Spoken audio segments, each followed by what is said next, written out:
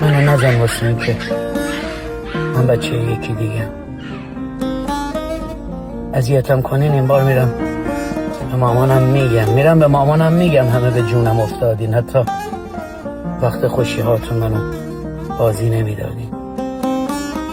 فقط مادره که انگار منو تنها نمیذاره. میرم به مامانم میگم. خب اون که دوستم داره.